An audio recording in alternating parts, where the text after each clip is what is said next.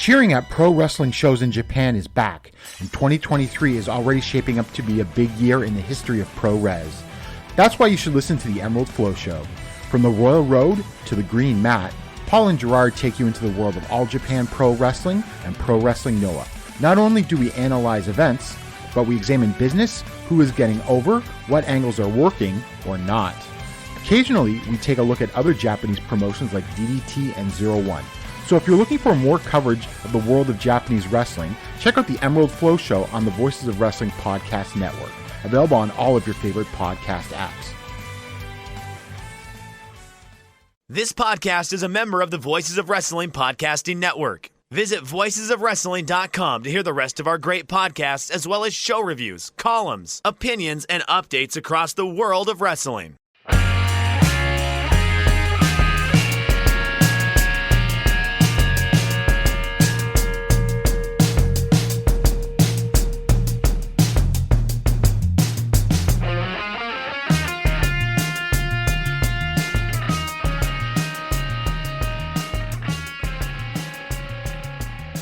Kids, do you like professional wrestling? Well, we like professional wrestling too. This is Shake Them Ropes. This is your first time listening because it's been a busy week in wrestling and people may be looking for audio.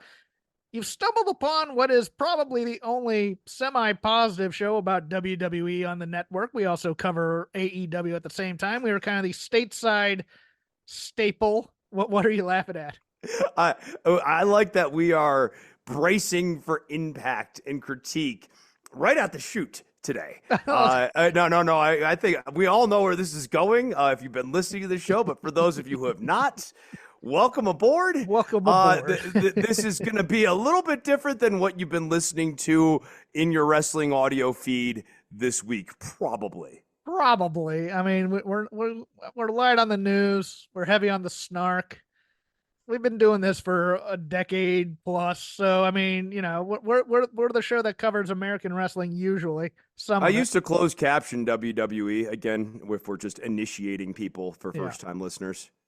Yeah, and I used to be over on Fightful doing their after shows, and I write, and I used to act, and I used to do a lot of other things. I'm old. It's nice to finally legally be able to just be like, yeah, I used to close caption them. That's my gravitas. For years I was just on the network going like, yes, I like wrestling, and not really kind of like really tipping I always the loved hands. saying because we were saying, you know, we primarily concentrate on stateside wrestling. That was true when WWE was the only real game in town. And then someone will always go, do you do Impact? I go, no, go listen to Mike and JD. They do Impact because they were originally an Impact show. So it's like one of those things where it's like mostly AEW, WWE. If something tickles my fancy, I'll go there, or Chris saw something. But yeah, so main story. WrestleMania was a success by any metric of either critical or commercial. I don't care. If you're the kind of person who hates WWE so much that your reaction is to yell sex trafficking on the internet about WWE, we may not be your show, and that's fine. I think we've been pretty critical about all we've that been critical too. Of that, Yeah, like, it's not like we didn't go in pretty hard on the deposition. No, we did, but it's like, or whatever it was, the filing. Here's the other explanation: is I am knee deep in Twitter and internet discourse, and Chris just says I'm not dealing with that crap. Yeah, I got rid of my Twitter. It was good. And the reactions to the effusive, or I don't know if effusive is the right word there. There was a large amount of praise for this WrestleMania weekend by people who watched it and people who liked it. And people were like, "Man, that was really good. That was really good. That was really good." But, you know, then come the people who just can't say anything good. So it's like, oh, so you support a company that supports sex trafficking, do you? I'm like, this is not the appropriate time for that. It's just, I get your bitterness. I get it. You're pretty too over there, AEW. Pat you on the head there. I thought there's nothing wrong with hiring Ric Flair in 2024.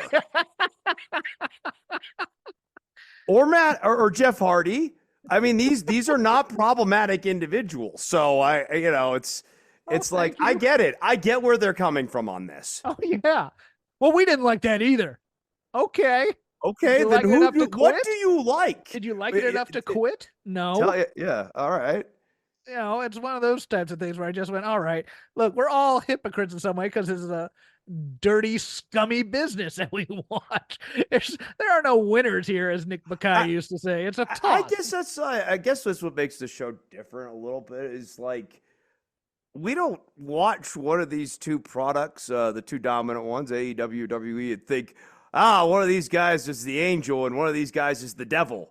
And one of these guys is making good wrestling, and the other one, ipso facto, by virtue of not being the other guy, is making bad wrestling. Yes, we call it balls and strikes, I think. Although we do have our biases, but you know, you'll get to learn those as we go along. I like calling foul, especially towards you. Yes. Oh, you'll have plenty of opportunity, probably. The WWE announced total gate for WrestleMania up 78% from last year. Dave's words, which is quite amazing, Dave Meltzer of the Wrestling Observer. But with the nature of how pricing is done, it showed how much heavier the demand was. Last year's number between the two shows was $19,749,071, and that increase would come out to roughly $35,153,346, or about $17.57 million each night. Peacock viewership up 41% over last year. Chris, this was a good weekend for them, all things considered, business-wise. People were riding on the Peacock. Gotta like it. And, I mean, if you're NBC, you've got to like that too. WWE clearly a draw to getting people to sub up for something in a landscape that is populated with a lot of different subscription networks right now. That's good for WWE as well, frankly. And AEW would love to be in a position like that where you have a bunch of different sub networks looking at, your numbers recently and going, wow, you guys can be a needle mover in terms of subscriptions in a very competitive market like that. That's a good thing. Yeah. Now they have two of those with the NFL as well. And also I would say the Premier League. Premier League's probably big I think Premier League's on NBC. Am I right on that? Yeah, I am. I don't know. Not a fan of the footy. That's soccer, right? Yes, it is. That's soccer. We'll talk about the matches when we get into the lazy river. Other news, the WWE draft is coming back right around the same time as the NFL draft, which kind of tracks. Will start on April 26th in Cincinnati, and will also be on April 29th in Kansas City, Missouri.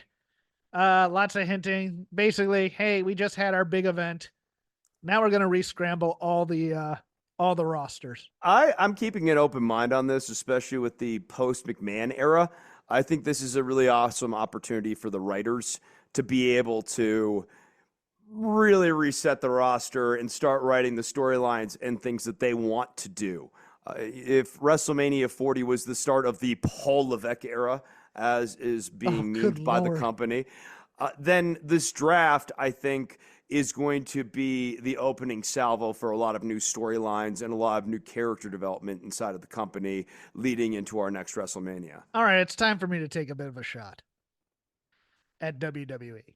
I liked WrestleMania weekend. I thought it was very fun, very entertaining. I can even get past this being a new era, a Renaissance era, or the Paul Levesque era. We don't need a thank you, Triple H, or thank you, Hunter chant. You don't need to simp. You don't need to simp. Can we stop it? Like it looks bad. It looked bad when Vince did it. I think everyone who listens to the show would agree with that. You know what? If you get anything from the show, we are anti-corporate fealty. Oh, yeah. Especially when it's like using your own show to praise you. Like it's like getting a thank you. That's their job. That is your job, is to give us wrestling content, Mr. Wrestling Corporation. I am not going to thank you for doing your job. Thank you for entertaining us. Could you imagine like the cast of a show just coming out after an above average show and getting praise from the audience? Like, thank you, Buffy, or I don't even know what. You get a standing I hate ovation it. for community No. theater or something. I don't know. Well, yeah, I mean, but that's like after a theater performance. Okay, that's true. Yeah, but like that's like you know what it's like? It's like not bringing out the cast to take a final bow, but instead bringing out the impresario of the opera to like come out and take the bow. It's like, if you drive a Lexus, you don't pass a Lexus dealership, stop your car and start chanting, "Thank you, Lexus." Yeah, you don't do that. So it's just. Although now I kind of want to. Every time I pass a Subaru dealership now, I'm going to go like, "Thank you, Subaru," dude, honk my horn and they'll just look at you weird. Like I'm loving this Impreza though, guys, loving it.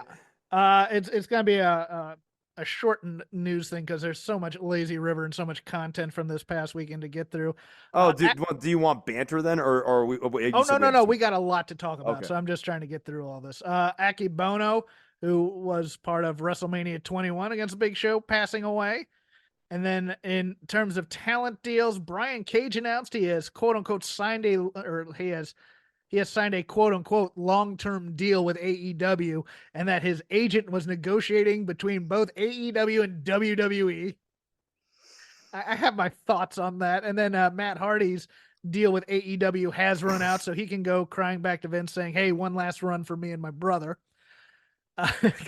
No, he can't go crying back to Vince. Oh, that's right. And that's not actually an option that he has that's available actually to correct. him. Yeah. Hey, you know.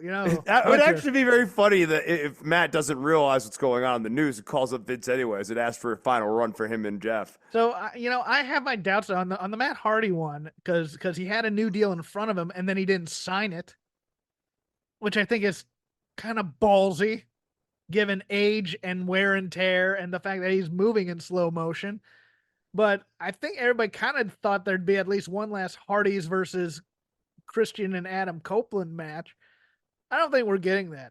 I think they're going to run back to WWE at their first chance if they can as a team for quote unquote one last run. And then that one last run won't be satisfying enough. So they'll try. Yeah, but we can finally get the Karrion Kross and Jeff Hardy rematch that we've all been itching for. Well, if Jeff Hardy goes to NXT, maybe. Possibly. Because the Final Testament, we're down there now. I think they may be staying there for this draft. But who knows? So we know about Jeff's problems. He might actually need a refresher course on where the hard camera is. Yeah. That'll do it for hard news because we're just gonna go through like a lot of the matches over the weekend, and then of course AEW Dynamite, which was that. This is baffling in so many ways. Although Raw after Mania did 2.3 million average, which is a monster number for them. Things are hot in the company. I would say that Stand and Deliver, night 1 and night 2 of WrestleMania, all were very good. I wouldn't say they were great or outstanding, although out of all three of them, night 2 of WrestleMania was. If I could combine night 1 of last year's WrestleMania and night 2 of this year's WrestleMania, I'd have a super show that I'd have as comfort food every time I wanted to turn on a pay-per-view. I'll start our lazy river of wrestling criticism, whatever we watched, whatever we saw, and we saw a lot this week. I will start with this, Chris. What was your, not the best, but what was your favorite match of the weekend?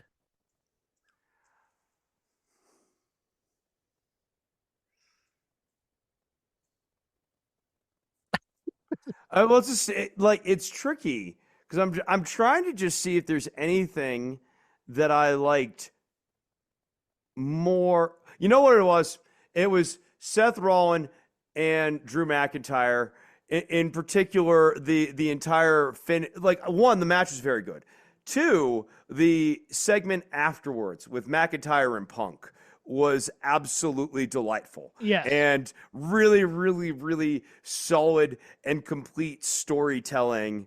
Very layered and satisfying. Drew McIntyre finally gets his big world championship win in front of a crowd of people. He gets to do it in front of his wife, but it's this monkey's paw thing for him because he just can't let go this feud with CM Punk. And so that does end up. Like the obvious sort of Chekhov's gun here is that Punk being out there cost him the match with Seth, thus costing him the world championship. This was so much more clever, where it's the fact that McIntyre elected to go over to CM Punk. Yes. And antagonize and push the buttons and push the buttons and push the buttons. And because of that, that ended up biting him in the ass. Like, yeah, of course, Punk was responsible for his part, but it's that move that bit him in the ass. I just found it so narratively satisfying. I love Drew McIntyre. I'm laughing over the phrase CM Punk was obviously responsible for his part, because that seemed to carry all week. Yes. No, well, I perhaps, Jeff, I phrased some of this in a way that Okay, that's fine. Sets things up for our discussion of later story too, because no, I actually think that there are interesting sort of literary-ish parallels between the McIntyre and Punk interaction and how AEW chose to re-engage with CM Punk and how that played out for both of them, in my opinion. But yes, in this storyline, I just thought it was really great. Priest ends up winning the title. They have a great match, really great post-match interaction. I found that to be a very solid piece of business. I think my favorite match was probably Sammy and Gunther. Oh, it was a good match. It was a good match. I mean, and that, my friends, is the time to pull out a big move you haven't used since coming over to WWE, where it was outlawed. When he pulled the brainbuster out, I marked like a kid. I don't know. I mean, I hadn't seen that in years, and I'd seen that live at PWG shows and stuff like that. So I mean, that was pretty awesome. We'll start with a Stand and Deliver, and I'll just read through the results and give a couple of quick hits, and then anything that stood out to you. Joe Gacy beat Shawn Spears. Baron surprising. Yeah, it was okay. It was okay. Well, I mean, it's just surprising because it's like, I don't know what they're doing with Gacy, and it seemed like Spears was the guy that they're building all this story around with Rich Holland and everything. So I don't know. It's strange. No, I agree. Baron Corbin and Braun Breaker beating Axiom and Nathan Frazier. I thought the match Tuesday was a little bit better. It seemed like Frazier was kind of rushing things a bit, but I still really loved this match quite a bit. These two teams just gel for me. I don't know about you.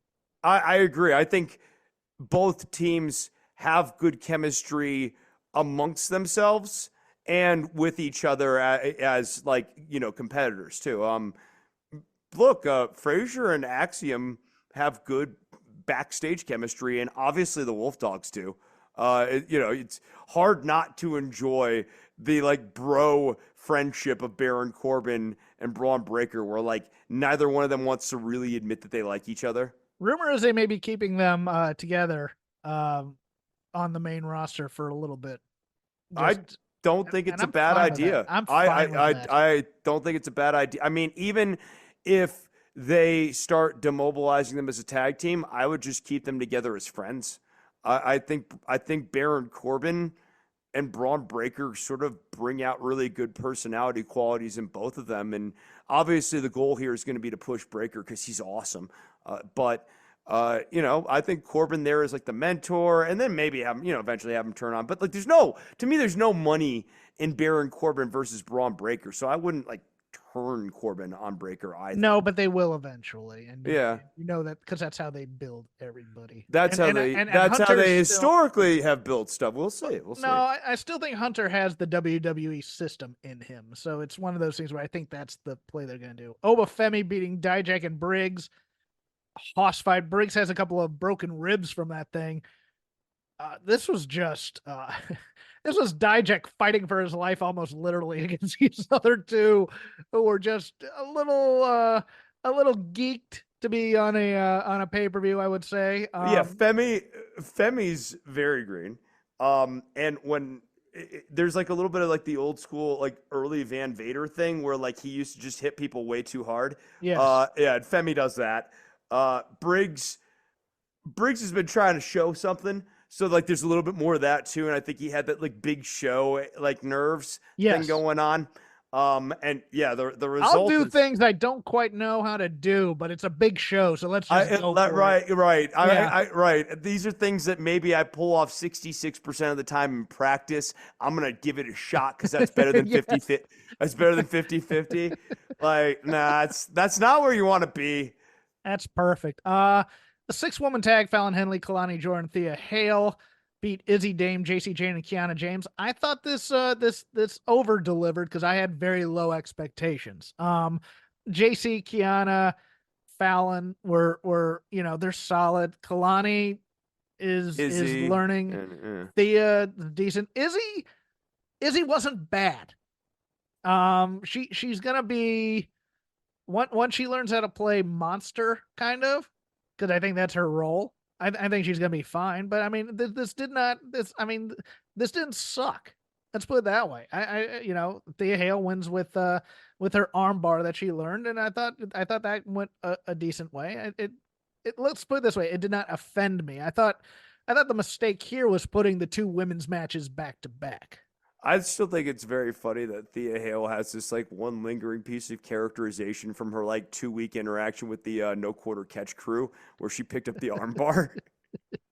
Yes, that is. Speaking of No Quarter Catch crew, Drew Gulak taking off the branding for now. They're They're investigating. not appearing on this show, Drew Gulak. They're investigating his handshakes, as we talked about last week. Yeah, especially in the light of that, I pulled out the scales on the show last week, and now the scales are tilting more towards Gulak was doing something. Yeah. He was doing something. The tweet was bad. Him not being on the show this week. All right. Yeah. I thought Rousey not being able to recall the name sort of belied a certain thing, but nah, I'm now the other way completely. Yeah, I'm kind of that way.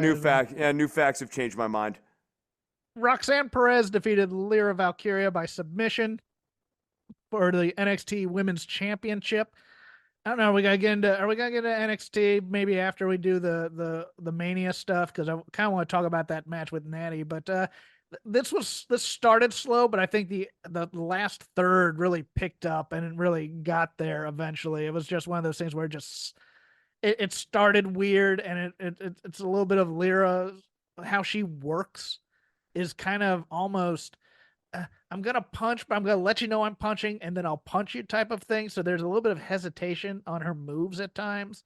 It gets weird. I still don't understand Roxanne Perez as a heel. I don't like it, but I get it. Yeah, Perez has a much better, let's call it a wrestling cadence as a heel. Yes, no, than yes. Valkyria's babyface cadence, which I also kind of latched onto as weird. Like, you sort of nailed it. It's like there's this herky jerk big telegraph thing that, like, of course wrestling has like some telegraph, Drew McIntyre counting down, the Claymore kick, that sort of thing. But like it's like that with everything, where like the arm like double pumps and like double clutches. Yes. And her offense feels without direction. Yes. That there's not a purpose. Like it's not purposeful offense. And while I don't love Perez as a heel, one thing I will say about her as a heel is I felt there was a lot more purpose to her offense. Heels have a lot more of that going in their natural advantage. But I still think a babyface needs to have some sort of game plan that's makes sense. That we can see at home, and then that gets disrupted by the heel. Ilya Dragunov beat Tony D'Angelo. This was the story match that they're trying to tell, where he's the honorable dirtbag. I love Ilya. I hated this angle. Ilya I didn't was like also, this angle either. Ilya was also fantastic, I thought, on NXT this week. But this match was friggin' stupid because Tony D'Angelo has been willing to throw Ilya Dragunov in a trunk after using Crucifino and Stacks to kidnap him. He has been willing to send out Stacks in a kamikaze mission, essentially, to go and injure Ilya Dragunov leading into this match. He has been dishonorable throughout the campaign to try to defeat Ilya Dragunov. And it's like in the final match, he has this crisis of conscience, and it's completely unearned. It's not like Ilya Dragunov got in his head in the lead up promo. It's like, what type of leader do you want to be, Tony? How do you see, like, which would have been a terrible promo, by the way. It wouldn't have been good. But, like, at least something where Ilya Dragunov rattles Tony D'Angelo in some way would have made some sense. In this case, they even went after his hand. They injured his hand leading into this. I thought, though I would not have been a huge fan of it, I thought the clear story that needed to happen here was Tony D'Angelo cheats. And maybe he wins the title because of it.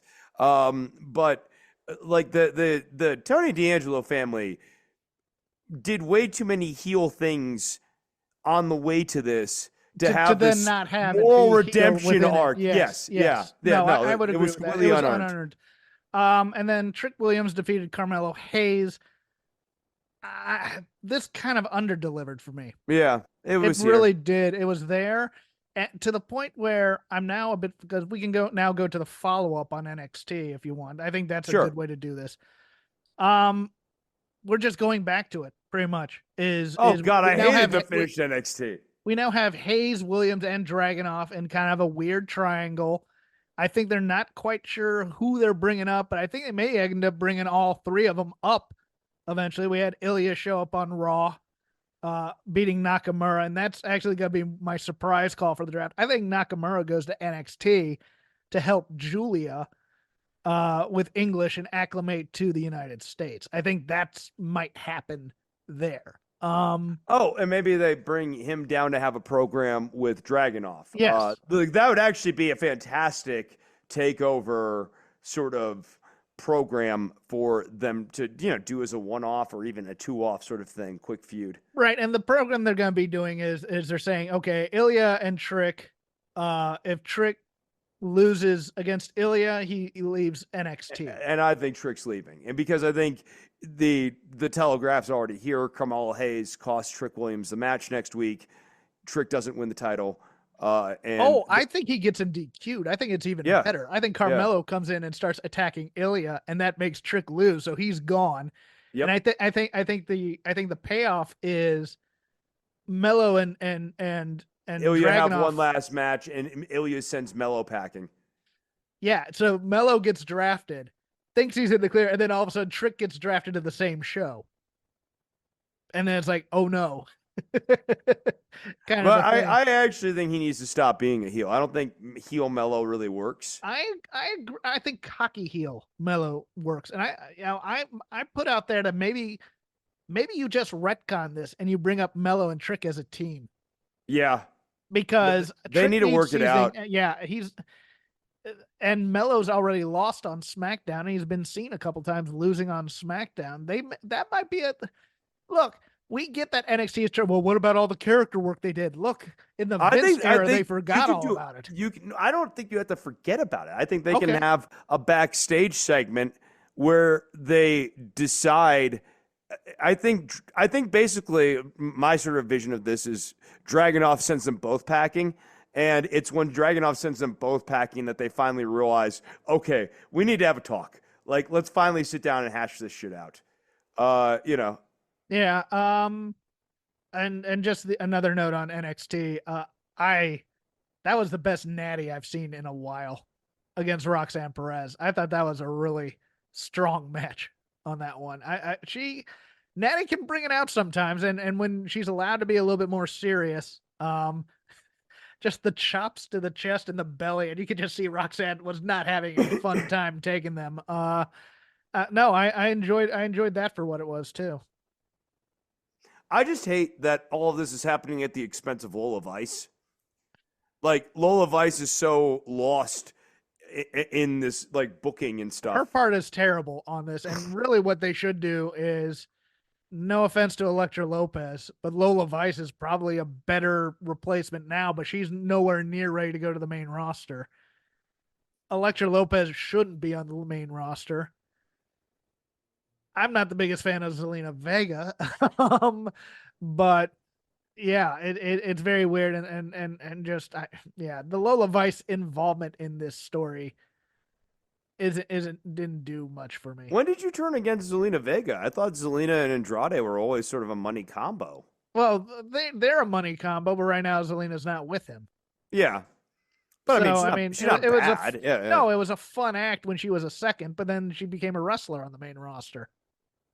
I mean, that's when I turned on her. Oh yeah, no. She's too. She doesn't work as a heel wrestler. No, she does not. It's very odd, but the occasional Hurricanrana, sure, I can do. Yeah, that. yeah. No, as a heel manager, she can do all those high flying moves, and it makes sense because she's on the outside. She's always getting to take advantage of people who are beaten down. But as an actual heel wrestler, it's weird. She's so small. Quick respite in between. I did watch. If you get a chance, find Paul Heyman's unedited Hall of Fame speech. It's one of the most hilariously profane performances by a thing. Did you get access to it at all? I have not. No. Okay, no, but F bombs. He puts on the duster and the ball cap and cuts an ECW one night stand style promo. Lots of funny anecdotes. Lots and lots of praise for the, again, Paul Levesque era and how he is a Paul Levesque guy now. Kind of it was surreal in more than one way, and yeah, but we'll go through WrestleMania now. Night 1 obviously was a little colder than night 2 in terms of temperature. And I think it affected a lot of people's performances, to be honest with you, especially in the opening match. I thought night 1 was a little flat, to be honest with you. Well, I liked the cold really affected. I think it was McAfee who didn't have good cold gear, and Michael Cole did. I enjoyed that. I love that they keep mentioning the cold on the broadcast, because to me, I mean, everybody's like, man, I wish they'd stop complaining about that. That's where WWE booked it. No, that's where Vince booked it. It was Vince's idea to have a 2-day thing after doing the debacle in New York when it was when they almost had snow for that WrestleMania. Now we're doing 2 nights in Philly in early April, and it's freezing out there. And to me, every time they said they did a temperature update, I thought that was a shot at Vince. It's like, thanks, Vince, for sticking us in this cold stadium. Yeah, I didn't ever hear it as a brag.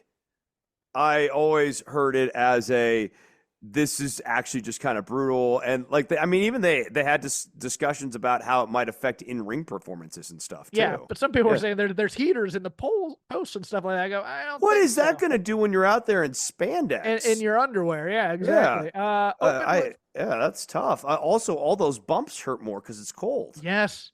And speaking of being cold, Rhea Ripley defeated Becky Lynch by pinfall. Lynch fighting off strep and a fever, allegedly, according to the thing. This was fine. It just didn't hit the peak that I wanted it to. It was a Becky Lynch match, and I think Becky Lynch doesn't necessarily get heated in her thing. She's a star and everything.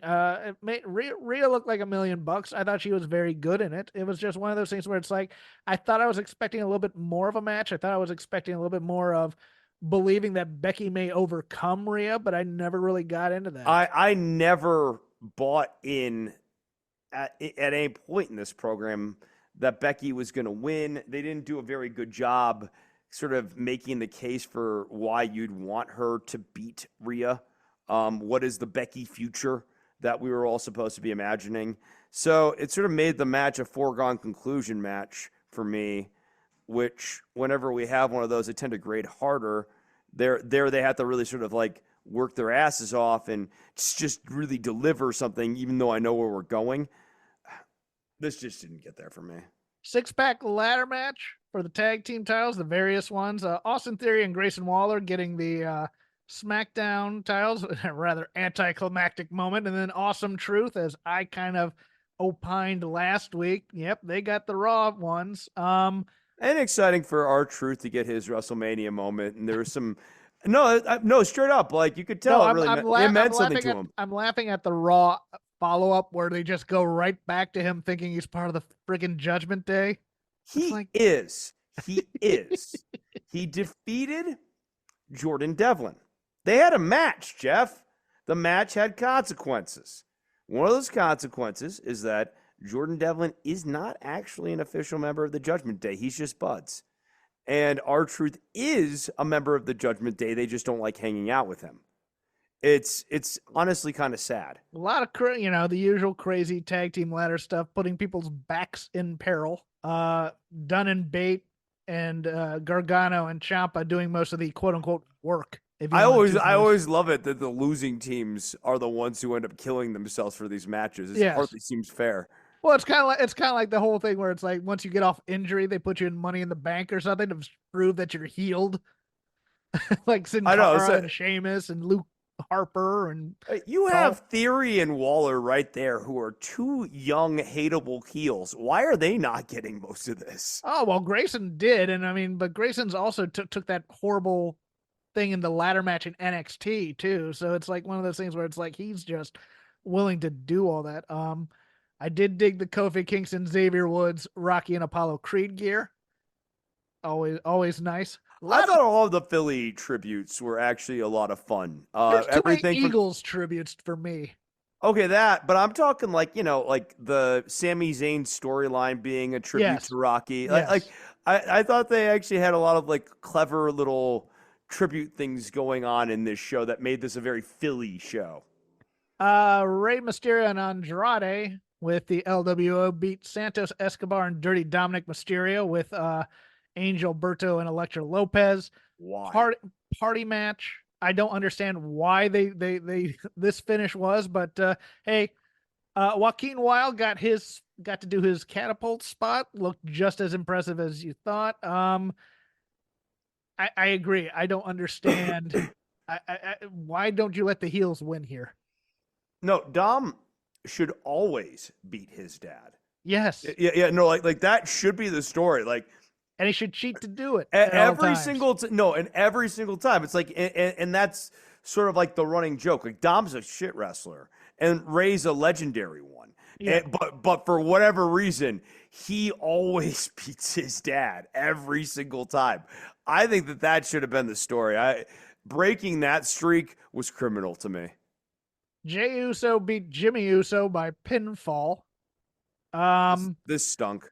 It stunk, but the best thing I could say is they learned from this mistake in the Bailey Io match, where they tried to do the melodrama there, and Io just punched her in the face right after doing it. Yeah, this was an idea that should have been shot down. The melodrama story. They were having a decent little match up until then. The spears looked good, but once we got into the Shawn Michaels theater, that's a good terminology for it right there. Shawn Michaels theater. Yeah, it's Shawn Michaels theater, and it killed me. It was so dumb because it's like you don't actually believe for a second that they're gonna just like decide that this match isn't worth it anymore, man, and hug it out and become a team and then just lose by double count out. I thought they might become a team after this match, but not with this finish. This stunk, and it took 10 minutes or 11 minutes to get there, and I didn't understand it. I thought they could have had a banger of a match, and they chose to have a story match instead, and it was disappointing to me. I don't think it got Jay to where he needs to be, which is like though you had Cole at the end of the match, and I'll give him credit, he had actually a great show both nights. I thought he did some really nice calls. Yeah, no, Michael Cole was really good. McAfee, on the other hand, all over the place. Yes. Damn if he isn't entertaining. When he is excited and engaged and being like almost the Chris Farley fan, like, oh, what's that, Michael Cole? Or he's like when he's the inquisitive child, he's great. And there are times when he knows he's causing a little bit of trouble where he's also great. But there were times on this night one where he hadn't been paying attention to the product all that much, and he was just dreadful. But Michael Cole was fantastic, to get back to your point. Yeah, no, Cole just had a really nice show on both nights. And I thought at the end of this match, the Jimmy and Jay thing, look, he did the best he could with it, which was he explained that Jay Uso needed to beat Jimmy Uso because Jimmy had been costing him all these different title matches. And that is the best story that they have there. And they at least told it somewhat. But I thought that needed to be told better and more in the ring by Jay, not by Michael Cole. Jade Cargill. Oh, go ahead. No, I mean, Jay should have been screaming at Jimmy like, I should have been champion. Like this match really should have been Jay's catharsis of thinking about all the times where, like, he could have beaten Roman. He could have beaten Gunther. There's a bunch of different people he could have beaten. And now, of course, like, man. No. You know when I want to hear that, though? I want to hear that in the build. I don't want to hear that in the middle of the match. I'm with you on this too, but at least I want to hear it coming from Jay and not Jim or not Michael Cole. Yeah, though I thought Michael Cole did a good job. Also, my problem with the Bayley Io match was just the moment that they quickly got past was like, "You were never my friend, Io. Bayley, I'm your friend." It's like Io cracks me up in so many ways. I'll talk about that later. I mean, having Io do the melodrama stuff. Why did we think that was gonna? Well, we quickly got past it with a punch in the face, so we'll get to it when we get to that match. I know, but yeah. Jade Cargill, Bianca Belair, and Naomi beat Damage Control, Dakota Kai, Asuka, and Kairi Sane. Kind of went how we thought. Dakota, Asuka, and Kairi are just feeding them and making them look like $1 million. Yeah. Sami Zayn beat Gunther. Fantastic match. Just everything about the whole interplay of the kid and mom being backstage, kid not playing ball with the live tape, which I howled at. I always love that. I always love when kids and animals go off script and ruin things. But a little of the WWE melodrama that's to be expected, where Gunther stops the match and starts yelling at the wife who's in the front row, the crying wife in the front row. Sammy's but that's also part of Rocky too. Yes, it is. Yeah, right. I mean, look, they're doing Rocky, so Sammy's wife's coming out here doing her Talia Shire tribute. Yes, and she was very good doing. No, she was really good at it. Yeah, no, she knew exactly what she needed to do there. I loved Sammy's fire up from the mat. It looked weird at first, and then you're just like, okay, I'm into this, and you're just watching Gunther. Oh my God, what am I gonna do with this guy? Look, I want Gunther to get elevated into this main title picture because he's just so fantastic. Just a fantastic 15-minute match all the way around, I thought. I don't think it's going to be very long before Gunther comes out and powerbombs Cody Rhodes. And then the main event of night one, the Bloodline, Rock and Roman Reigns beat Cody Rhodes and Seth Rollins. I won't call him freaking here.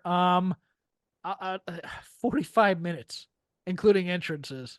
Right. Well, including entrances. So yes. Like I refuse to count entrances in match length. Like because it becomes disproportional when you're comparing other shows, for example, right? The actual match was about 20 something minutes because they did 17 minutes of introductions here. Yes. Literally, and they were excellent. The presentation of them was wonderful. Yes, the spectacle but that's not rest. I'm not going to count that as match time. Is what I'm saying. So people I've heard it's like The Rock's second longest match ever. No, he had like a 22-minute match here. It was great. Yeah. I thought it was really entertaining. It went where you thought it was going to go. The Rock is just so wonderful. I want to talk about The Rock a little bit because my favorite thing about the final boss character, and this will be no surprise to anybody because it's one of the best things too, is just how profane he is. Yes. Just F-bombs, S-bombs, mother effers all over. It's like when you do like low-level improv or short-form improv, it's what people do when you tell them do something in the style of David Mamet or do something like you have Tourette's. It's just it has nothing to do with the actual styles. It's just they're just going to say a lot of swear words. That's all Rock does. Is he just when he's walking down the aisle, even it's just mother effer. I'm gonna f you up. F. I love it. howl at Just this. it's so. I think it's super entertaining too. Oh, I 'cause do it's like, too. I love no, it. you have that, and it's being juxtaposed against like I am on the board. I am a great movie star. I am a respectable guy. I am corporate. Yeah, I am. And the second he comes out the curtain or does anything as a wrestler, it's like the most not corporate stuff in the world.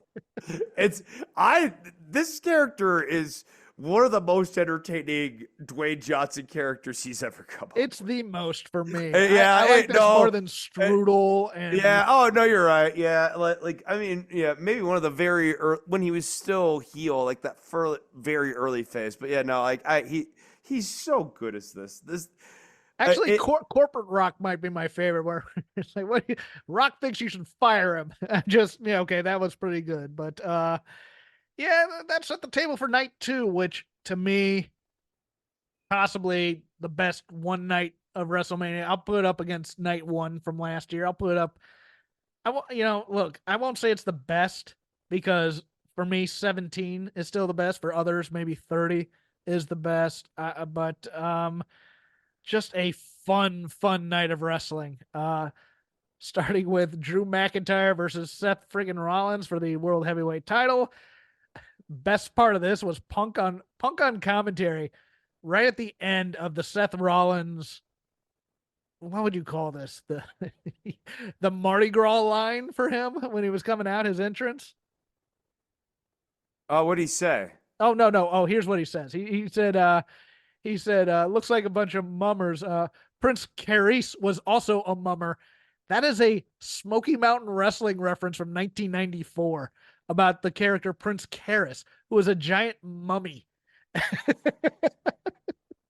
And I howled. I'm like, 5 people will get that joke, Punk, but I appreciate now it. you've explained it to me like that's like ringing a vague bell about Prince Karis. Yes. Yeah, no, James Mitchell as Daryl Van Horn was his what was his manager, and I just remember on his debut or his second match, one of the great lines in commentary, because he came on commentary to talk about it. It's just the giant mummy character, can't move for crap, et cetera, et cetera. Well, it's like my good friend Peter North told me, when you're huge, who needs technique? I'm like, that showed up on a professional wrestling show in 1994. I liked how Seth's costume changes seem to actually have some sort of narrative coherence to his mindset now, like him turning back into Shield Seth or whatever. They actually used it in a way where it was telling a story, and that he's doing this almost like this whole weird wearing strange clothing thing that he's been doing for 2.5 years is essentially what it would be like if you had a friend who was doing this. It's an identity crisis. No, I like it. He's okay. So he's still successful. And you can have an identity crisis and have a crisis of the self and also still be enjoying success at the same time. I like it. That part of what he is working through with his engagements with Roman, and that Roman still has not been able to let go himself, which they've also revisited here, is that like this Shield breakup really like kind of, scarred them both, and that they've never fully healed from the breakup of the Shield. I'd say a good match. I wouldn't say a great match. Drew, outstanding here. And then, of course, it was so entertaining. As I said earlier in the show, I just thought it was a completely entertaining piece of business. I was pleasantly surprised with the twists and turns of like McIntyre wins the title and then he screws himself out of the title. Yeah. I didn't see that coming. The whole interplay between him and Punk was fantastic. Punk blowing blowing a kiss to Drew's wife or girlfriend was fantastic after screwing him. Of course, Damian Priest comes down, cashes in. There's no are you sure you want to cash in, Damian Priest? No, they just did it. Thank God. One move, 1, 2, 3. I did like the little touch though before the cash in after the match where Seth Rollins kind of gives, the nod to Drew saying, take care of the title, et cetera, as kind of like a professional courtesy, as if they're going to try and make this the workman's title, but then they do the cash in, which is funny in its own right. Right. No, it's a good bait and switch where they really sold you on this idea that Drew, ultimately was able to prevail. The bad Yes. guy wins. Yeah. No. But like he instead gets hoisted by his own petard. Well, and then a match that was not only off the rails, but off the wagon as well. The Pride, Bobby Lashley, Angelo Dawkins, Montez Ford would be Fab. Beat the Final Testament, Karrion Kross, Occam Razor with Scarlett and Paul Ellering by pinfall. Snoop Dogg came out to do commentary, and it was just nothing but weed jokes, booze jokes. Oh my! Snoop doesn't watch the product, so he doesn't know who the hell these people are for the most part. And he's just like, "Oh my god, look at that! I remember." And then he would drop some Bubba Ray Dudley or Dudley's reference, or because he watched them smash with the tables. B Fab is oh, that's my girl. So McAfee's over there trying to get him to say the N-word, I think. Yes. The most white guy moment that Pat McAfee has ever had in his life is sitting next to Snoop Dogg and trying to coax him to say the N-word. Like, say it. Say the word. Say the word. Say the word. I want to hear it. Like, geez Louise. Snoop Dogg. There's some words I can't say on here. No, you can say it. Go ahead. Seriously though, like one of the most cringe moments that McAfee has had on commentary in his entire tenure in the company. This was a low point of the show, but he got better as he as the night went on. You would have to. Well, the only way he could get worse is by actually saying the N-word. Thanks, Norm. Yeah, the real problem was LA Knight beat AJ Styles in what I've come to expect as a WWE style WrestleMania match. I mean, it did not offend me. It wasn't bad. It wasn't great either. No, and it doesn't give you big hope that LA Knight's going anywhere. The crowd reaction was great for him, though. I know, but in a dynamic where you have Sami Zayn as Intercontinental Champion, you have Damian Priest, who is not really a heel, as your world champion. I mean, he is, but he isn't. The fans like him too much. And then you have Cody Rhodes as the champion. Well, where does LA Knight fit in? He seems to me to be like a guy who needs to be in a title picture to be anything. LA Knight will get better with this crowd as soon as The Rock leaves. I mean, he's that guy. He's the guy. Okay, I can get the crowd fired up with a promo. He's the promo guy, but he's not as good as The Rock on promos. But once The Rock leaves, then there's really nobody good on promos other than really Kevin Owens for the most part. Well, yeah, I mean, LA Knight's not even doing a cover of the good version of The Rock. No, that's just he's covering he's like covering the wrong albums. Logan Paul beat Kevin Owens and Randy Orton for the United States Championship. I really liked this match a lot. Logan Paul still continues to amaze me. I don't care if you don't like him as a human being. As a wrestler, this is his element. Jerk heel, doing amazing things. I can do without his friends. I can do without his friends being part of the gig. Although Randy Orton just beat the crap out of his iShow Speed kid. I love late stage comedy. The only thing I like about the Friends is watching Randy Orton beat the shit out of him. Yeah, because it seems like Randy Orton really enjoyed that job. I wasn't a huge Orton fan at his peak. I understood he was very. He was very athletic and all that other stuff, but I always found him kind of droll and kind of, going through the motions and, okay. I mean, 2013, let's not forget where the overall consensus opinion on Randy Orton's work was. Like at 2013, 2014, we were getting boring chants at Randy on a constant basis to the point where Randy was getting so irritated by it in his title matches that he would do things to make matches deliberately more boring.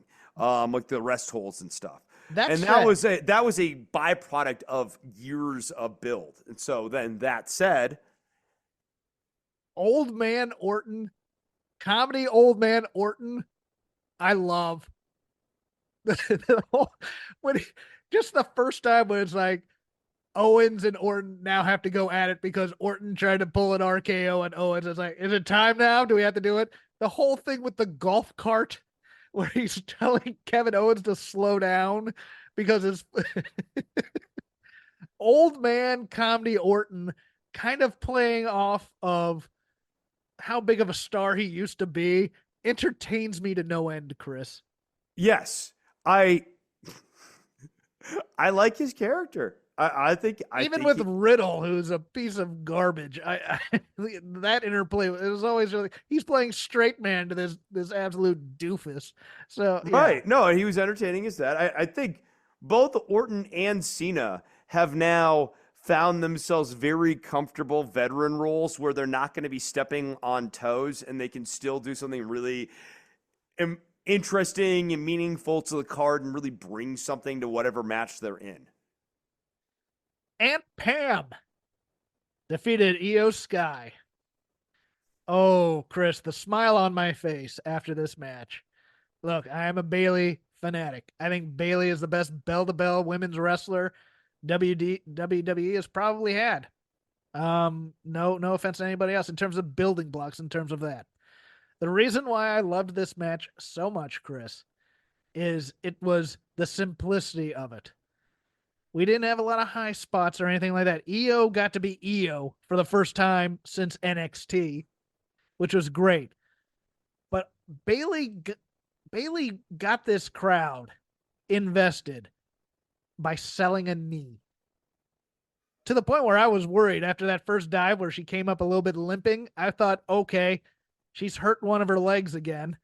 Let's see what happens here. But no, she was selling.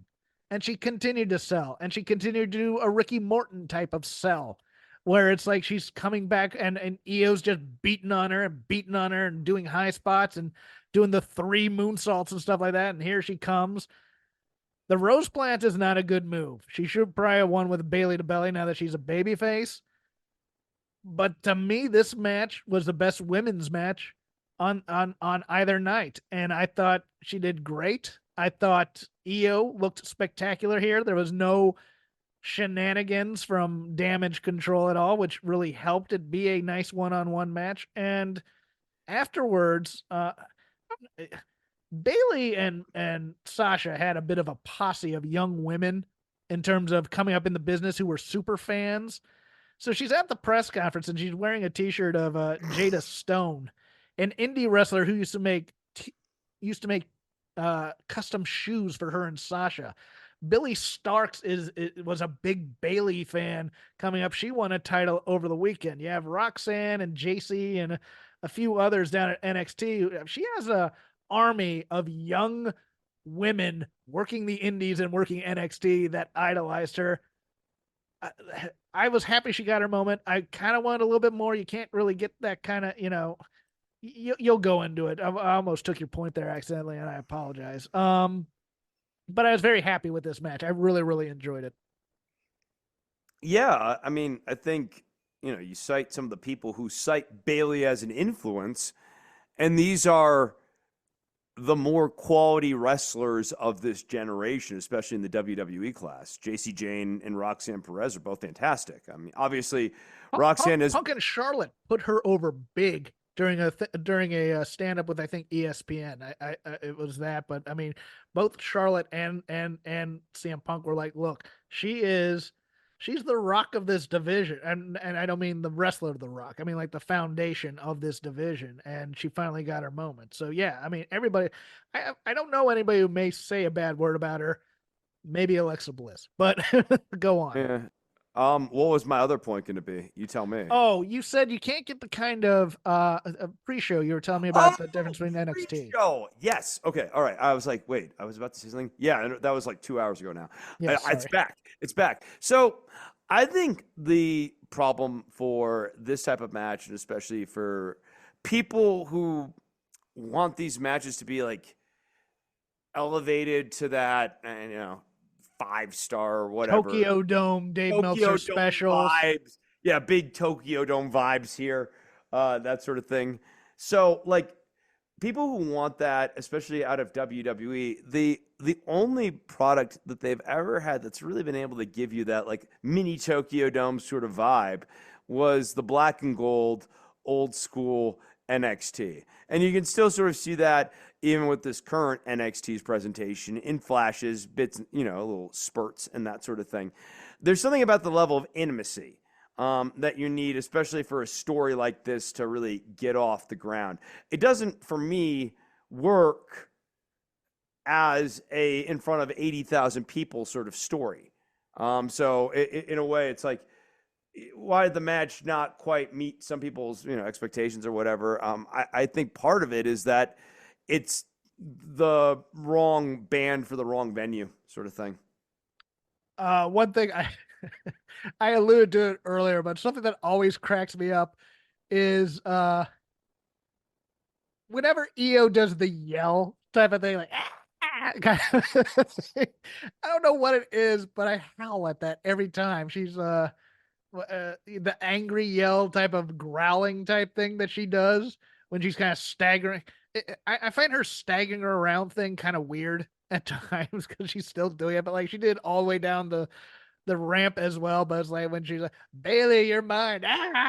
It's like, yes, EO, yes, you're so cute. Now go up on the top rope and do a moonsault, kind of a thing. But yeah, and then the main event, which look, this Russ, I didn't understand. Okay, here's where the people who watch love AEW and New Japan and stuff were like, oh, it was nice of you to get an evil match on or a House of Torture match as your main event for WrestleMania. Ugh, all the run-ins and stuff. This is what WrestleMania does. This is the spectacle of WWE. They literally told you you're getting a lot of run-ins in this match. And they did it. They told you who was going to win this match yes. with the teaser package for the DVD or the interview backstage segment thing. Like they tipped the hand on what this match was going to be entirely. The show is about the tag match enabling the Bloodline Rules match, and I can totally understand for people like.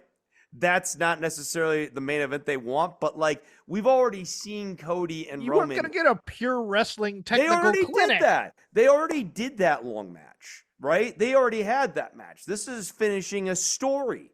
Like it's right there in the tagline. They're straight up. Like I don't fault them for not having this like banger match because they told a story in 2 parts over 2 nights. And you got the member berries, you got The Rock, you got John Cena. You got John Cena. He comes down and then he does his thing, and then The Rock's music hit. Cena has look of fear of God, and all Rock is doing is cussing all the way down. And then you get Undertaker and like you get Seth Rollins trying to make the Shield trying to make his way down, and like that Roman spear on Seth was brutal. Oh, it was brutal, but I'll tell you what, no, it got me totally amped for the next Roman Seth Rollins match. Like I'm so that I am in the house for that one already. And I liked the follow up on Raw the next night just to kind of complete all of our WWE talk. I thought Rock was so weirdly understated that he was far more compelling. Yes. Being quiet Rock. And you're just kind of like watching going, oh man, here it's kind of like, Flair would do this too, where he'd be very quiet and intense. And you're like, and then he'd move to being shouty and stuff. This one was The Rock being in control the entire time, being, yeah, Cody, can I hold that belt? Great. I'm coming back for it, and I am your boss. That kind of thing. Kind of like the menace. This just feels right. No, like when he held it up, and he's like, "This just feels right." Yeah. Like that was so good. Getting a "This is awkward" chant was lovely. I thought that meant that they did good business there. Because one, I don't know that I've heard of "This is awkward" chant yet. I might be wrong on that. But two, I think that it means that the crowd's really onto the energy that The Rock was throwing down there. And I completely agree. I thought it was one lovely final act in this chapter of The Final Boss, which I as we've discussed, sets up everything that we thought they would for next time. Sets up Rock and Roman, sets up Rock and Cody. And that's all you want out of something. Yes. That's the big thing for me, is that like everything is all there. They've explained everything. It doesn't matter what The Rock handed to, it could have been a bone from Dusty Rhodes' body. It doesn't actually matter. It's a MacGuffin because it could be anything. Yeah. It's interesting because it was reported by Dave that after the match and after he came through the curtain, Cody got the actual Rolex that Dusty pawned to send Cody and his sister out to LA to take acting lessons and to make it big. Don't know if that's true or not, but so everybody's thinking it's the watch that they gave him. Everybody in the know. I would love it to be the smashed up watch. He goes, you know what that is without even opening your hand, don't you? And so it's something to say, yeah, F you, Cody, and then he leaves. But yeah, it's a MacGuffin, and it's great. I've seen other people saying part of the tribal chief's necklace, kind of thing, saying you're the tribal chief now, sort of thing. It sets up future stories. It was fine. It doesn't matter. They can, and what they'll decide at a later point what it was too. Let's be really clear. They can have an idea of what it was on Monday, and that can completely change because they never showed the hand. Okay, I need you to do me a favor. I need you to pull up the lineup of AEW Dynamite from this last week. Okay. Because we are going to go into AEW Dynamite because as soon as, in the midst of all this goodwill towards WWE, Tony Khan tweets out a graphic where the Young Bucks will present the actual footage from All In of the fight between Jack Perry and CM Punk, and they will address it on their show. And everybody's kind of going, is this a bit? Are the Bucks going to do something kind of ironic? Is this a way to well, they did it. Bring they back did Perry? Do something ironic. Not what they meant, but no, irony did occur. And then we're told, no, they're gonna set out the real footage. And that was their marketing point mostly for this Dynamite, other than Joe and Dustin, which is an interesting choice given that this is Cody's big week. Copeland and Penta and Tony Storm doing a champagne toast to Thunder Rosa. Now, we'll start just at the beginning. Your top 3 big free agents, Will Ospreay, Mercedes Moné, Okada, are all on this show. And they weren't really advertised as the focal points of your show, which to me is kind of a mistake. Especially if you're going to be going after WWE, which this show, if you're a petty fan, and we know a lot of AEW fans wanted to be petty when they were on the upswing, they got their pettiness this week, Chris. Where do we want to go in order here, I guess? Yeah, I guess so. Joe and Dustin come out and Swerve jumps Joe, so that gets that gets them off the board. And the original planned card here, right, was just to tell everyone because this is part of the wraparound story of the shows. We had a planned show, but things are so crazy over here that anything can happen. It was supposed to be Samoa. That goes to another point. Things are so crazy and they're off the rails, and that during the Penta and Copeland match, they had a countdown clock for when the Bucks were going to have their segment. Which is weird because you wouldn't have had that planned because originally you were supposed to have a championship eliminator match between Samoa Joe and Dustin, right? It's whatever. So it was supposed to be and then we were supposed to have Mariah May and Anna Jay too on this show, but this show stunk. They were on there. Well, actually, that was a pretty decent match between those two. So Penta and Adam Copeland have a match, and Copeland is Lucha Edge. And it wasn't that bad, but it went on for a long time. It was just long. I mean, the problem with these matches is they're having these 17, 18-minute matches that don't ever get into a second gear and don't need to be this long. They don't elevate any emotion in their no. It's it was very weird. It's just a weird usage of Copeland too, because it's the guy does have a lot of miles on his car. I just don't understand having him go 20 minutes to show what. He can have a completely entertaining 10-minute match. And then we had what we had the promo with the 6 men, right? And then we go backstage to the Bucks. And then we went backstage to the Bucks. Who man, all right, here's the part of the show everyone's been waiting for. Okay. So on paper, your theory is we're going to take this real event and we're going to bring it into the kayfabe world to help our company do better business. Yes.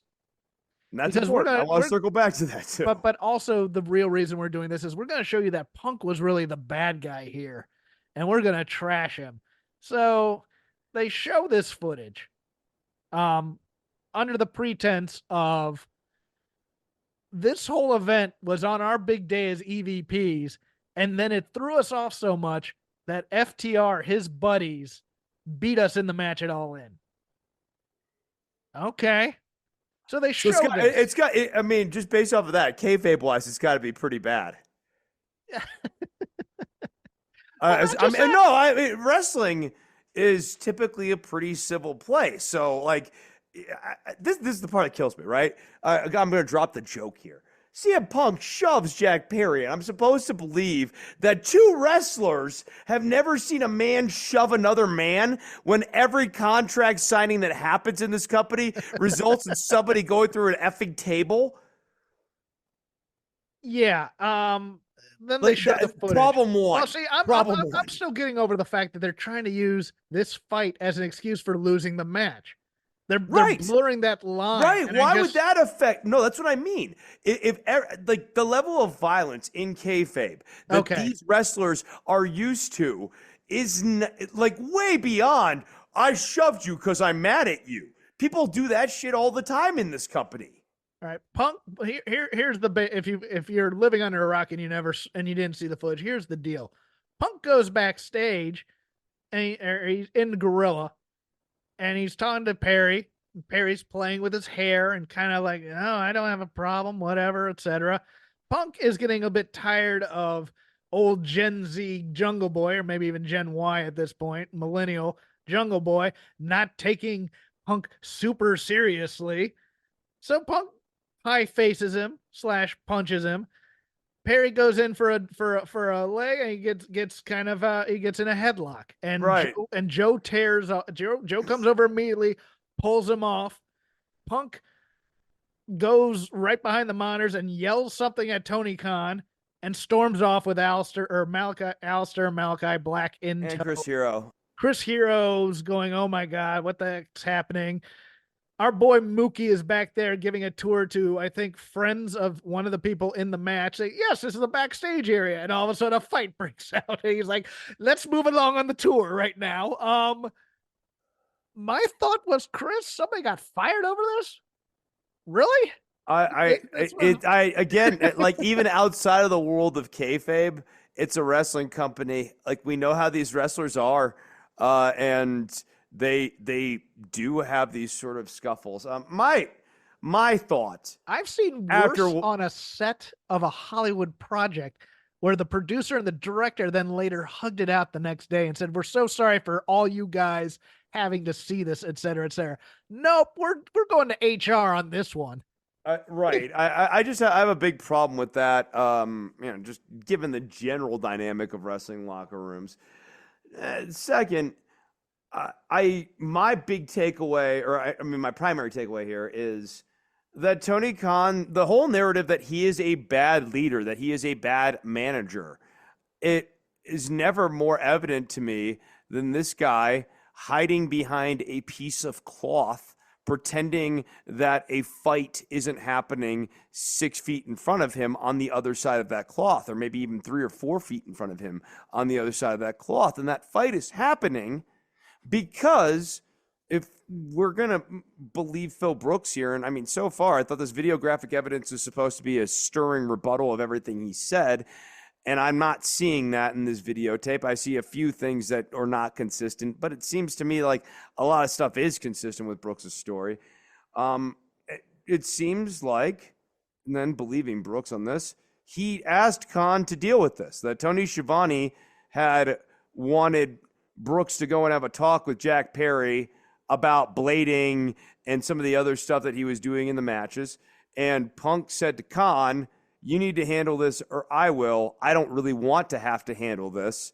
And then all of a sudden, after Khan demurred and decided not to handle it, it is now being handled in front of him before his very eyes. And he shrinks behind his little piece of cloth. And then at the end of the interaction, the way I read it is Brooks runs up to the piece of cloth, leans over it, and is looking down at Tony Khan, is basically saying, this is your fault. You need to do something, yeah. Yeah, you didn't do anything about that. That's why this effing happened. I didn't think Khan was in any danger of his life. I didn't think he was. I didn't even think he was in real danger of physical harm. Neither did I. I read that. I mean, if I had been in that interaction and I had been there, I would have been screaming at Tony Khan like, this happened because you didn't do your job. Like, this is your effing fault. But I wouldn't have been like, this is your effing fault. Punch, punch, punch, punch. And I don't think that's what Brooks was trying to do either. If Tony had gone out there to break up the fight, I might have thought, okay, maybe he thought he was in a little bit of physical danger, even though there wasn't much of a fight. Right. Okay, look, Tony Khan tried to go up and break apart an MMA fighter. I don't care if that MMA fighter is Phil Brooks. Is still like a big ask for a small man. Okay. So I would be willing to grant that if he had done that would have been ballsy and actually been a legitimate reason for him to believe that his physical safety was slightly imperiled. But he did not do that. He chose to hide behind his piece of cloth.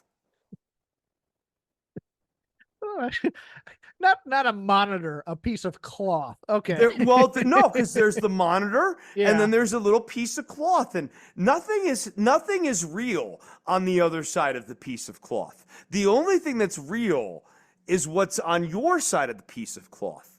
Everything else on the other side's your imagination. And then we get Will Ospreay, who is either encouraged or champing at the bit by management to come out and cut a promo. How do you not look at this show as clearly being greenlit by Khan or management? Oh, I do. Samoa Joe from the Samoan beating the Rhodes all the way down. Yeah, no, I'm sorry. Like, there's too many coincidences for them to all be coincidences. I agree. Up next is Will Ospreay, who I also think was a little gotten to.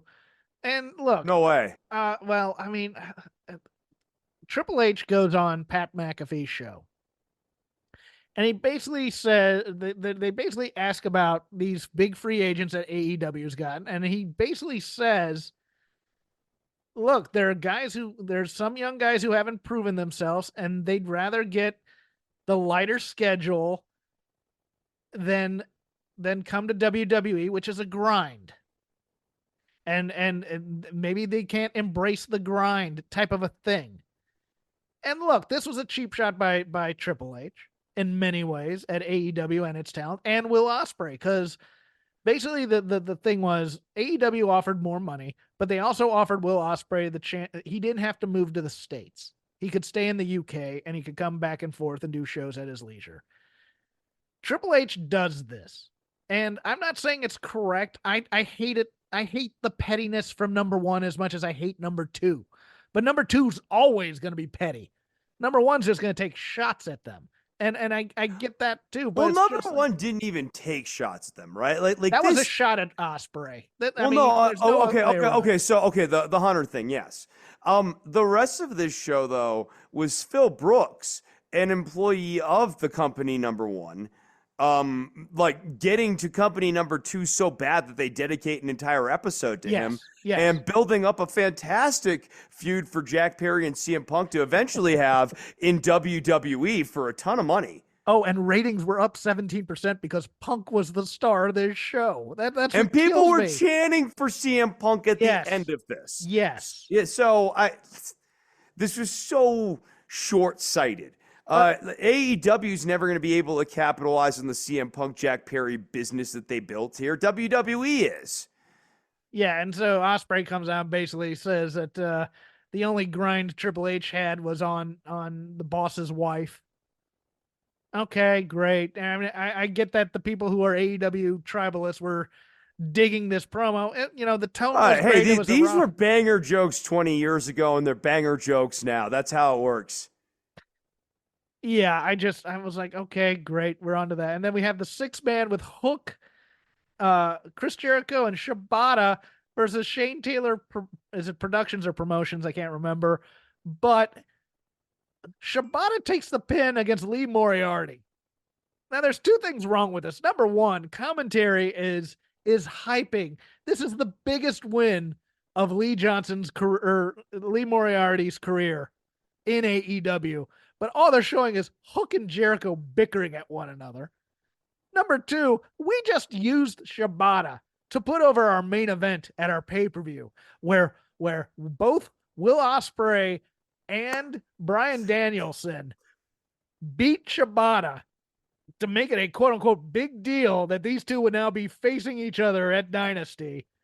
And I think they've invoked like the Okada Shibata interactions too. So nothing makes me more excited to see Shibata finally get back to Okada than watching him take the L to Lee Moriarty. Yeah, and not only that, they're doing a rematch on Collision with Lee one-on-one Moriarty versus Shibata. Well, he'll probably lose 50, that. 50, yeah, right. 50-50. Yeah. After putting over on commentary, biggest win of his career, and there's no follow-up to it. Okay, great. Moving on. We get the Anna Jay, or no, Anna Jay's not next. Did we get Mercedes? Never mind. It doesn't matter the order. I'm just going to say it. The Mercedes Moné interview, where she's obviously reading a teleprompter. I'm sorry if you're going to pay her this much money, have her memorize a script. My thing is, I now have to say my optimism was wrong and my concern was real, that Mercedes and maybe even Jen Pepperman are system people. They're WWE system people. And Mercedes can't cut a promo outside of the quote unquote Sasha Banks heel character. She can't talk normally. If you took away that Sasha Banks heel character, like if she was legally not allowed to still just basically be doing Sasha Banks in substance, she'd have nothing right now. She'd have nothing. She'd I be think you're so correct. damn lost right now. I'm sorry. I agree. I know that one's gonna hit hard. No, she's fantastic. She's fantastic in the ring. But like as a character, she has no ideas. She's got no ideas. She's living on like the same old riffs. Well, it's scared to do something else because this is what you're known for. And I get that too, but I was just like, you have the freedom to do whatever you want. And now we're doing WWE style promos again in this company, which does not want these, and they may boo her out of the building, to be honest with you. And more importantly, in a lot of cases, you know, these sort of this sort of character driven, you know, promos, which are not her strength either. In a lot of cases, she'll be going up against people who are not people who are going to be giving her a whole hell of a lot. Your Deonna Purrazzos or your Rihos or whatever.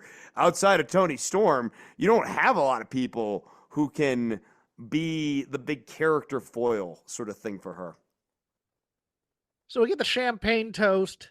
It's also a little sports entertainment-y. We blind Thunder Rosa. Thunder Rosa doesn't realize it's Toni Storm beating her up and thinks it's Deonna Purrazzo. All right. Kind of dumb. That leads to Mariah May and Anna Jay, who I thought had a decent match, but then the post-match beatdown by Anna Jay leads to Mina Shirakawa coming out, making the save. We're supposed to know who she is because I think she was on a Collision and she was on a Ring of Honor and she was on the Ring of Honor pay-per-view. Her music hit, she comes down. And you can see by the numbers, people don't miss those shows. Oh yeah, and nobody responded. And then of course, Excalibur explained she was in Club Venus in Stardom in a stable together. And she feeds Mariah another glass of champagne and they make out. Here's my dilemma here in talking about this right now, Chris, because I could very easily go to, this is exploitative, like the HLA in the Attitude Era, which it kind of felt like. And I would get pushback from AEW fanatics who would tell me, No. You can have well-written lesbian storylines. This is not a well-written. This is not well-written. We're just gonna stop right there. I don't even touch lesbian storyline. Spare me on this well-written shit. Like no way, no way. Take a hike. Although, if those two want to make out, I got I'm no not problem. gonna say anyway. We can make out with whoever. If they're both consenting, I don't care who's making out with who. Yes, especially if they're cool with me watching. It's just that's not the point here. We're gonna do a love triangle for titillation's sake, and let's just say it's for titillation's sake, as opposed to saying it's well-written stories, please. And then go this ahead, women's division's the universe of this women's division's just trash. Come right back, now. Britt Baker. Please. She can't make this make sense. I know she can't. No, you got Mercedes and then this crap and none of it. I have a hard time even imagining how any of it fits together in a sort of satisfying or intriguing way that I'd want to watch. This stuff sucks. And then we get the title eliminator between Dustin and Joe, which, while good, number one, the blood comes way too quick. And it comes accidentally, as opposed to Joe being so angry about the pre-match beatdown before by Swerve that he takes it out on Dustin, which should have been the way it did. And maybe even to the point where he gets DQ'd and loses the title eliminator, meaning Dustin gets a title shot later. No. Instead, it becomes a match between Dustin and Joe while Dustin's bleeding. Chains grab, that's a MacGuffin. He picks up the or not a MacGuffin, but he picks up the chain. That's a Swerve. He drops it. He hits him with the title belt. 1, 2, 3, just to get Swerve back in the match. Where it's like, okay, great. So we just wanted to give Dustin a title win to say thank you to Cody, or a title match to say thank you to Cody, or whatever. No, I don't think it was thank you. Oh, you think it was a slight burial on Tony's part? Yeah. Absolutely, because especially as you just sort of illustrated with, this is an eliminator match.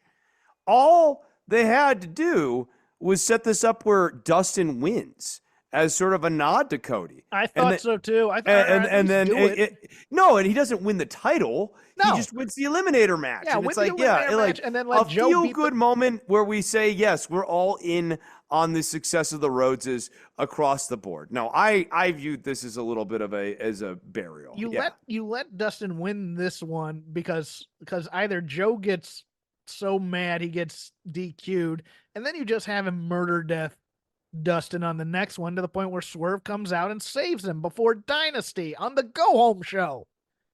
It's there's so much weird build in this company.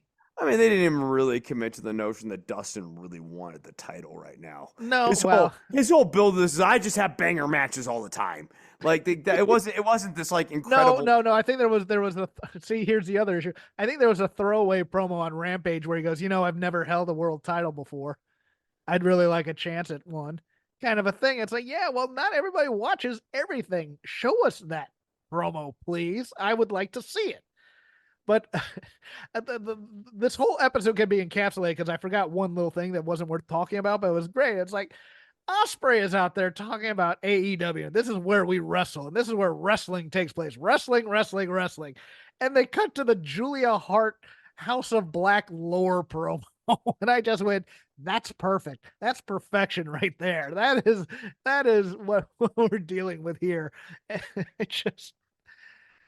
This match or this show felt uneven in so many ways. It felt desperate, dude. There was a little desperation. There beyond was no uneven. No, this is a desperate show.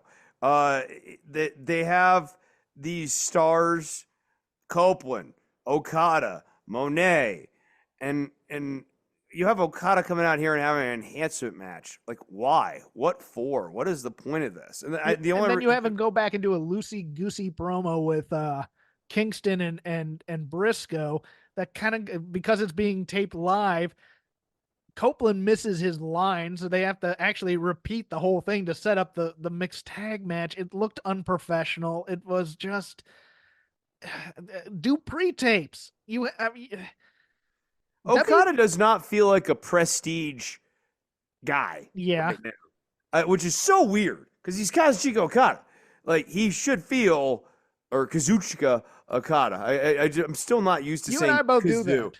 I'm not used to saying Kazoo with this guy. I don't like thinking of him as Kazuo Okada. I will also say that FTR calling the Young Bucks Rod and Todd made me pop pretty hard. Yeah, except that Cash looked like the ultimate, like something about wearing a grown man wearing a Simpson shirt. From 1992. There's an Cowabunga, energy there. dude. There's a real energy there that is lame. Like lame dad energy. Either lame dad energy or never really left your house since the 90s energy. Kind of a shut-in energy. Like he could have came out there with an old school South Park shirt from like 98. Like with like Kenny, oh my god, it's been long enough now actually. Oh my god, you killed Kenny would actually be kind of cool and ironic. But yeah, no. It's very much, it had a Golga wearing the South Park t-shirts kind of energy. Do you have anything else that I missed anywhere that you wanted to bring up for anything in the Lazy River? I know we kind of went in order this week. Yeah, we kind of hit everything. I know we had some follow-up stuff, but I didn't see anything like on NXT that beyond that dazzled me or anything. I thought the debut was pretty good. The gymnast kid reminded me a lot of the gymnast that they used to have. I forgot his name. I had it written down here. Let me get it. Oh yes, yeah. They did a nice little job with that, and Stacy Irvin Jr. When they had him, I forgot his working name. And then the tag match, obviously the title match was fun. Yeah. And then outside of that, Raw was Raw.